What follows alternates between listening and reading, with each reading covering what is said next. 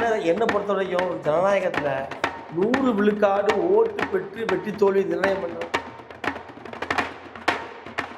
ஓட்டாக்கு போட்டா பயன் இல்லை அப்படின்னு யோசனை பண்ணி ஓட்டாக்கே போட்டாங்க, ஓட்டு எல்லாருமே போட்டாங்க. நான் ஆட்சி அமைக்க முடியாது.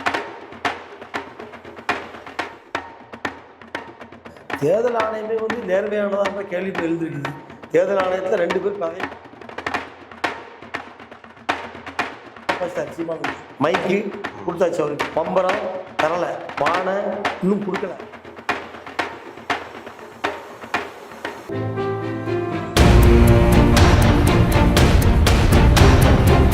வணக்கம். உங்களுக்கு பேங்க்கில் வேலை செய்ய கனவு இருக்கா?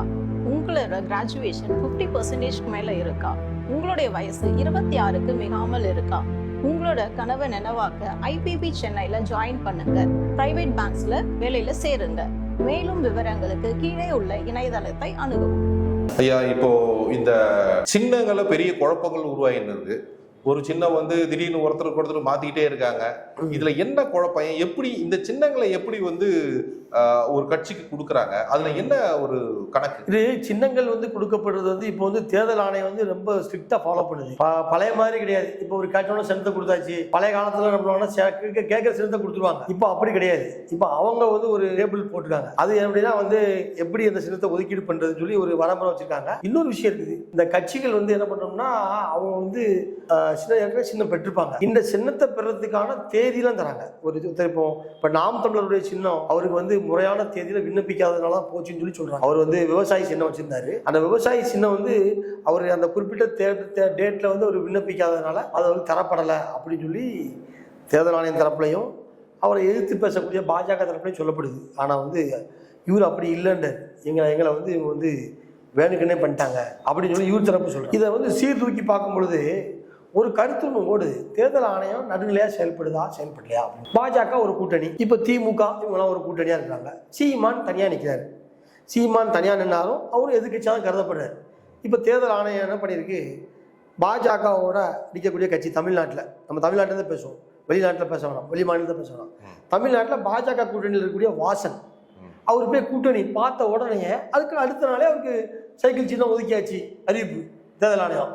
அதே மாதிரி நம்ம ஐயா ராமதாஸ் நம்மளாம் இழுத்துட்டு இருந்தார், போகிறேன் வர்றேன்னு. அவர் சேர்ந்த உடனே மாம்பழ சின்னம் அவருக்கு ஒதுக்கியாச்சு. அதே போல் இன்னொருத்தர் அமமுக, அவர் என்ன குக்கரில் தான் ஜெயிச்சார், ஆர்கே நகரில் ஜெயிச்சார்.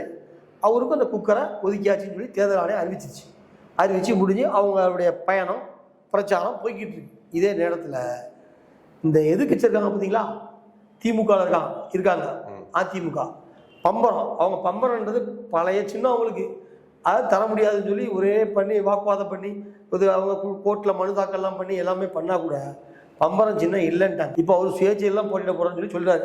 அவர் வைகோடைய மகனே சொல்லிட்டார். இதே போல இன்னொருத்தர் திமுக கூட்டணியில் மிக முக்கியமான கட்சி விடுதலை சிறுத்தைகள், அவங்களுக்கு பானை சின்னம். நம்ம பேசிக்கிட்டு இருக்கோம்ல, இது வரைக்கும் அவங்க பானை சின்னம் தரல. நம்ம பேசிக்கிட்டு இருக்கோம் தரல. ஒருவேளை நம்ம 2 பேரும் பேசி முடிச்சோன்னா பானை சின்னம் தரலாம். அது பானைக்கு பதிலாக பூனை கூட தரலாம். நமக்கு அது தெரியாது. பானை பூனைன்னு சொல்லி அவங்க முடிவு பண்றாங்க. இதுதான் ஒருத்தர் சொல்றாரு.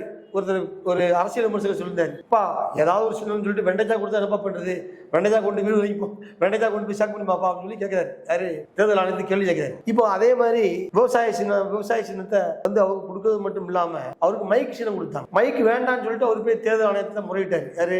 நீதிமன்றத்துக்கே போயிட்டாரு. சீமான் நீதிமன்றத்துக்கு போயிட்டு சொன்னாரு, எனக்கு பழைய சின்னமே தான் வேணும் அப்படின்னு சொன்னாரு. கப்பல் தாங்க, படகு தாங்கன்னு சொல்லி, கப்பலும் கிடையாது படகும் கிடையாது, மைக்கு தான். இப்ப நேத்து மைக்கை பெற்றுக்கிட்டு வெறுப்புல நாங்க இதோட போறது ரொம்ப வீராவசமா பேசிட்டாரு சீமான்.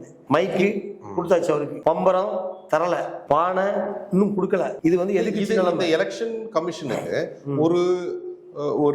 ஒரு சின்னத்துக்கு ஒரு சின்னம் அவங்களுக்கு வேணும் அப்படின்னா அந்த சின்னத்துக்கு உண்டான ஒரு கம்ப்ளீட் ஒரு ப்ரொசீஜர் இருக்கு இல்லையா, ஒரு வரைமுறைகள் இருக்கு. அந்த வரைமுறைகளை வச்சு தானே அவங்களும் கூட எலெக்ஷன் கமிஷன் தன்னிச்சையா செயல்பட முடியாது இல்லையா. அவங்களுக்கும் ஒரு பாலிசி இருக்கும், ரூல்ஸ் இருக்கும், இந்த ரெகுலேட்டரி எல்லாத்தையும் ஃபாலோ பண்ணி தானே அவங்க கொடுக்கணும். ஸோ அப்படி இருக்கும் பட்சத்துல இவங்களுக்கு இந்த ஒருத்தர் இப்போ ஒரு அப்ஜெக்ஷன் இல்லாம இருந்திருக்கலாம், இல்ல அப்ஜெக்ட் பண்ணிருக்கலாம் அந்த சின்னத்துக்கு, இல்ல இந்த சின்னத்துல இவ்வளவு நாள் இவ்வளவு ஓட்டு இவ்வளவு சதவீதம் இவங்க எடுத்திருக்கணும், இப்படி எல்லாம் கணக்கு இருக்கு இல்லைங்களா.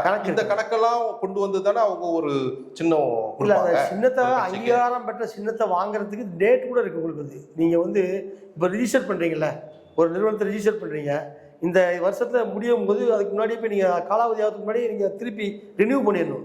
அதே மாதிரி ரினியூ பண்ணி தான் நீங்கள் அதை பெறணும். இப்போ சீமானை பொறுத்த வரைக்கும் ரினியூ பண்ண போகல, சின்னம் போயிடுச்சு. அது யாருக்கு போயிடுச்சு? தெலுங்கானாவில் ஒருத்தருக்கு போயிடுச்சு. இப்போ அவருக்கு வந்து நிற்கிறார் அந்த சின்னத்தில் தமிழ்நாட்டில். இது எப்படி இருக்கு? இதுக்கு என்ன இது என்ன அரசியல்? உங்களுக்கு அதை யோசிக்கணும்ல.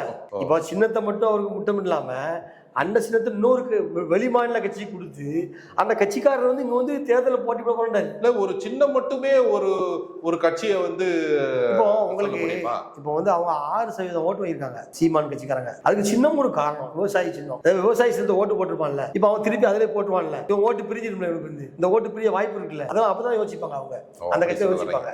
அந்த மாதிரி போயிடும்ல வந்து உங்களுக்கு சின்னம் ஒரு காரணம். ஆனா எந்த சின்னத்தையும் கொண்டு போய் சேர்க்கக்கூடிய பொறுப்பு அந்த கட்சிக்காரங்க பண்ணிடுவாங்க. டப்பாவோ உங்களோட பழைய அனுபவத்துல பாத்தீங்கன்னா ஏடிஎம்கே வந்து திரு நம்ம முன்னாள் முதலமைச்சர் எம்ஜிஆர் இருந்த அப்புறமா வந்து அந்த சின்னத்துக்காக சேவல் சின்னம், இந்த இரட்டை சின்னம் அப்படின்னு புறா சின்னம்னு இருந்தது. ஆனா அந்த சேவல் சின்னத்திலேயே ஜெயிச்சாங்க இல்லையா? அப்பதான் எண்டு போயிட்டாங்க தொண்டு. அதாவது யார் மெஜாரிட்டியா இருக்காங்களோ அவங்க தான் ஜெயிக்க போறாங்க இந்த ஊர்ல. இப்போ எல்லாருமே ஓட்டு போடலையே, ஓட்டு எல்லாருமே போடுறாங்க. 100 விழுக்காடு ஓட்டா பதிவாகலையே. 75-80% என்ன பொறுத்த வரைக்கும் ஒரு ஜனநாயகத்துல 100 விழுக்காடு ஓட்டு பெற்று வெற்றி தோல்வி நிர்ணயம் பண்றதுதான் வெற்றி தோல்வி. என்ன நானா சுதந்திரமா சொல்றேன். ஓட்டு தான் 100 விழுக்காடு ஓட்டு பெறாம 65 விழுக்காடு 70 விழுக்காடு தான் மற்றவங்களாம் ஓட்டு தூங்கிட்டு இருந்தாங்க. இது வெற்றி தோல்வி கிடையாது. இப்படி பண்ணக்கூடாது. அது வந்து அந்தந்த காலகட்டத்துல இருக்க அந்த அரசியல்வாதிக்கு மேல இருக்க வெறுப்பும் இல்ல, அந்த ஆளுங்கட்சியா இருந்தாலும் எதிர்கட்சியாலும் இல்ல இவங்க 2 பேருக்குமே சரியில்லை, நம்ம வந்து நோட்டாக்கு போடுவோம், நோட்டாக்கு போட்டா பயன் இல்லை அப்படின்னு யோசனை பண்ணி போடாதோ. நீங்க எப்படி சொல்றீங்க? நோட்டாக்கு போடுவோம்னா நோட்டா ஃபுல்லா நோட்டாக்குள்ள நோட்டா ஆட்சி அமைக்க முடியாத. அது ஒன்று இருக்குல்ல உங்கள்கிட்ட. நோட்டாக்கே போட்டாங்க, ஓட்டு எல்லாருமே போட்டாங்கன்னா ஆட்சி அமைக்க முடியாது. இப்போ வந்து முதல்ல இவங்க தேர்தல் ஆணையத்துக்கு என்னுடைய வேண்டுகோள், நான் ஒரு பத்திரிகையாளராக சொல்றேன். 100 விழுக்காடு ஓட்டு பதிவு செய்வதற்கான கண்டுபிடிக்கணும். முதல்ல எப்படி அதை வாக்குப்பதிவு நடத்துறது, எப்படி நம்மளே போய் ஓட்டு வாங்குறதா, வீடு போய் ஓட்டு பெட்டில வாங்குறதா, அல்லது இவங்களை வந்து வீட்டுல உட்கார்ந்தபடியா ஆன்லைன்ல ஓட்டு போடுறதா? இப்ப அதுக்குதான் தபால் ஓட்டு இருக்கு. தபால் ஓட்டு இருக்குது ஐயா. தபால் ஓட்டு வந்து சொற்ப பேர் தான் பண்றாங்க. பத்திரிகையாளர் பண்றாங்க, இப்போ வந்து காவலர்கள் பண்றாங்க. இவங்க தான், அதாவது அரசு பணியாளர்கள் தான் பண்ண முடியுது. இப்போ வந்து ஒரு தெரு இருக்கு, இந்த தெருவில் வந்து ஒரு 10 வீட்டில் வந்து முதியோர்கள் 10 பேர் இருக்காங்க. அவங்களுக்கு வந்து உடம்பு சரியில்லாமல் இருக்கு. அவங்க ஓட்டை எப்படி, அவங்க வந்து பட்டியலில் இருப்பாங்க, அவங்க ஓட்டை எப்படி பெறுவீங்க நீங்க? இல்ல அதுக்குதான் எலெக்ஷன் கமிஷன் வந்து பாத்தீங்கன்னா உங்களுக்கு அந்த 200 மீட்டர் வரைக்கும் நீங்க வந்து உங்களோட வாகனத்திலயோ சொந்த வாகனத்திலயோ பிரைவேட் வாகனத்திலயோ வரலாம். அதுக்கு மேல வெயில் சார்லாம் அரேஞ்ச் பண்ணிருக்கும் சொல்லியிருக்காங்களே. இல்ல அவங்க அது பண்றது வந்து 200 மீட்டருக்குள்ள அனுமதிக்கிறாங்க, எல்லாம் பண்றாங்க, அது ஓகே தான். இப்போ வந்து இயலாமையில் இருக்கக்கூடியவங்களுடைய ஓட்டை பெறது முழுமையா பெறதுக்கு இவங்க பெட்டி எடுத்து போய் தான். இல்ல அந்த சதவீதம் பாத்தீங்க அப்படின்னா இப்போ இயலாமை இல்ல முதியோர்களோட ஓட்டு எண்ணிக்கை பாத்தீங்கன்னா ஒரு 10% தானே இருக்கு. மீதி அப்பயும் 90% ஓட்டு விழுந்தானோ இல்லைங்களா? 90% ஓட்டு விழலையே. உங்க 65 நின்று போய் 70 நின்று போயிருதா? 70 வரதே பெரிய விஷயமா இருக்குல்ல. இது யாரோட தோல்வின்னு நினைக்கிறீங்க? இது வந்து அரசு தேர்தல். இப்போ வந்து தேர்தல் ஆணையத்தை பத்தி நம்ம பேசணும். தேர்தல் ஆணையமே வந்து நேர்மையானதான்ற கேள்வி இப்போ எழுந்திருக்குது. தேர்தல் ஆணையத்தில் 2 பேர் பதவி விட்டு போயிட்டாங்க இந்த பாஜக ஆட்சி. அப்போ வந்து 2 பேரை புதுசாக போடுறதுக்கு ஒரு கூட்டம் போடுறாங்க. அதில் 222 பேரை வந்து கொண்டு வராங்க. அந்த 222 பேரை கொண்டு வரக்கூடிய இடத்த வந்து 3 அந்த இதில் வந்து பாடியில் வந்து பிரதமர் இருக்காரு, எதிர்கட்சி எம்எல்ஏ எம்பி ஒருத்தர் இருக்காரு, ஆதி ரஞ்சன் தாஸ் அவர் இருக்காரு. இப்படி ஒரு சில பேர் தான் இருக்கிறாங்க. அந்த 222 பேரை 6 பேரை தேர்வு பண்ணுறாங்க. அந்த 6 பேர்ல 2 பேர் தான் போடணும்னு சொல்லி நம்ம பிரதமர் சொல்றாங்க. இல்ல அந்த சட்ட திருத்தம் தான் பண்ணியிருந்தாங்களே. இல்ல ஆட்சியில வந்து சீஃப் ஜஸ்டிஸ் 222 பேர்ல 6 பேர், 6 பேர்ல 2 பேர். அந்த 2 பேர்லயும் வந்து அந்த 2 பேருமே பாஜக மாநில அரசுகள் ஆட்சி பண்ணிடத்த முக்கியமான சேவைகளை பண்ணவங்க 2 பேருமே. அப்போ அவங்கள தான் போடணும்னு சொல்லி இவர் பிரதமர் சொல்றாராம். போட்டாச்சு. இதுக்கு வந்து காங்கிரஸ் சம்மதம் தெரிவிக்கல, காங்கிரஸ் எதிர்த்து தெரிவிக்குது. தேர்தல் ஆணையத்தில் ஒரு நடுநிலையான ஆளை போடுங்க அப்படின்னு சொல்லி அவங்க சொல்றாங்க. அவங்களுடைய வார்த்தைகளை கேட்கல. இப்போ தேர்தல் ஆணையம் எப்படி நடந்துக்கிறோம்? ஆனால் இதை மெய்ப்பிக்கிற மாதிரி தேர்தல் ஆணையம் நடந்துக்கிடுச்சு. தேர்தல் ஆணையம் முதல் மீட்டிங் வைக்கிறாங்க. அந்த முதல் மீட்டிங்ல எல்லாம் உட்காந்து பேசுறாங்க. பேசும்போது ஒரு பெண் பத்திரிகையாளர் நினைச்சு கேட்கறாங்க, நீங்க தேர்தல் ஆணையத்தில் வந்து ஒரு அறிவிப்பு வெளியிட்டிருக்கீங்க, அந்த அறிவிப்புல வந்து எந்த மதத்தையும் புண்படுத்தி பேசாதீங்கன்னு சொல்றீங்க. ஆனா வந்து நம்முடைய பிரதமரும் உள்துறை அமைச்சரும் மதங்களை புண்படுத்தி பேசுறாங்க. சில ஒரு தரப்பை புண்படுத்தி பேச அவங்க மீது நடவடிக்கை எடுக்கிறதே இல்லை நீங்க. ஆனா எதிர்கட்சி மேல எடுத்துறீங்க, இதுக்கு வேலை சொல்லுங்க, பதில் சொல்லுங்கன்னு சொல்லி கேட்குறாங்க. அப்போ தேர்தல் ஆணையர் சொல்றாரு, அடுத்த கேள்வி கேளுங்க. அந்த கேள்விக்கு பதில் சொல்லுங்க. அடுத்த கேள்வி கேளுங்க, அடுத்த பக்கம் போயிட்டார். இல்ல அவர் அரசியல்வாதி இல்லையே, அவர் அதிகாரி தானே. இல்லையா, அவருடைய அந்த தேர்தல் ஆணையம் தொடர்பாக கேட்குறாங்க கேள்வி வந்து. தேர்தல் ஆணையம் ஒரு அறிவிப்பு வெளியிட்டிருக்கு, மத விருப்பு பேச்சுகளை பேசாதீர்கள் அப்படின்னு சொல்லி தான் அதை வெளியிட்டிருக்கு. அப்போ மத விருப்பு பேசக்கூடிய காங்கிரஸ் மற்ற கட்சிகள்லாம் குற்றவாளி, பாஜக குற்றவாளி இல்லைன்னு சொல்லி முடிவெடுத்துருதா தேர்தல் ஆணையம் அப்படின்னு சொல்லி இந்த செய்தியாளர் கேட்குறாங்க கேள்வியை. அது பெண் பத்திரிகையாளர். அந்த கேள்வி எங்கேருந்து பதில் வரவே இல்லை, வேற கேள்வி கேட்க சொல்லி போயிட்டாங்க. அப்படி போகும் பொழுது அந்த தேர்தல் ஆணையத்து மேல ஒரு சந்தேகக்கண் மற்றவங்களுக்கு மக்களுக்கு வரும்ல, அதிருப்தி இருக்கு.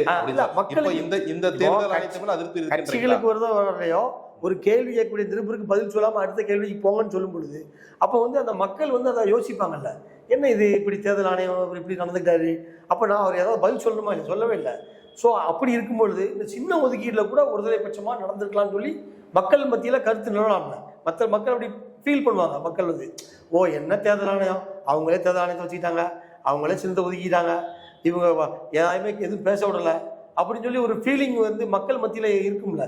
இப்போ அதெல்லாம் இல்லாத அளவுக்கு தேர்தல் ஆணையம் நடந்துக்கிறணும். இதுதான் வந்து எங்களுடைய ஊடகவியலாளர் பத்திரிகையோட வேண்டுகோள். தேர்தல் ஆணையம் நடுநிலையாக நடந்துக்கிறணும். அப்போ தான் அந்த தேர்தல் நல்ல முறையாக நடக்கும். வந்து உங்களுக்கு வந்து அந்த சின்ன ஒதுக்கீடுலையும் சரி மற்ற நடவடிக்கைகள்லையும் சரி அவங்க வந்து ஒரு நடுநிலையை எடுக்கணும். தேர்தல் ஆணையம் வந்து அவங்க ஒரு பாஜக மாநிலத்தை பணியாற்றிருக்கலாம், பாஜகவில் கட்சியிலே இருந்துருக்கலாம். அவங்க இப்போ வந்து நம்ம ஆளுநர் தமிழிசை வந்து ஆளுநராக இருந்தாங்க. ஆளுநர் பதவின்றது பொதுவான பதவி தானே, அந்த ஆளுநர் பதவி அனைவருக்குமான பதவி.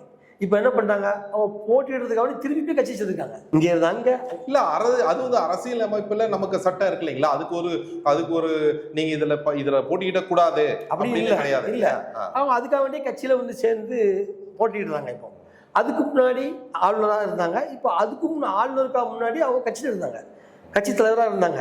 அப்போ வந்து கட்சி தலைவராக செயல்பட்டு இருந்தாங்க. ஆக எல்லாமே அவங்க வந்து அவங்க வராங்க. அந்த மாதிரி வரும் பொழுது இந்த மாதிரி நடவடிக்கைகளில் ஈடுபடும் பொழுது பொதுமக்களுக்கான நடவடிக்கை தேர்தல் ஆணையன்றது ஒரு தனி பாடி, தனி ஒரு சுதந்திரமான அமைப்பு. அந்த அமைப்பில் இருக்கக்கூடியவங்க எல்லா மக்களுக்குமான ஆளாக இருக்கும்.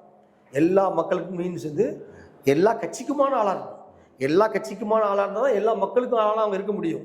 அதை வந்து அதற்கான முயற்சியிலே அது ஈடுபடணும். அவங்க வந்து இப்படி அதை பண்ணாமல் இருந்தாங்கன்னா அவங்க மேலே தொடர்ந்து எதிர்கட்சி மட்டும் கிடையாது, பொதுமக்களே சந்தேகத்தை எழுப்பிட்டே இருப்பாங்க. ஏன்னா இப்படி பண்ணுறாங்க, ஒருவேளை வேற பக்கம் போகிறாங்களா இவங்க வந்து தேர்தல் ஆணையம் வந்து ஆட்சி முறையை மாற்றத்துக்கு அப்படின்னு சந்தேகம்லாம் எழும்பல. அந்த சந்தேகத்துக்கு இடம் இல்லாமல் தேர்தல் ஆணையம் வந்து நடவடிக்கைகளை வந்து நடுநிலையாக நடந்துக்கணும். இதான் என்னுடைய வேண்டுகோள். ரொம்ப நன்றியா.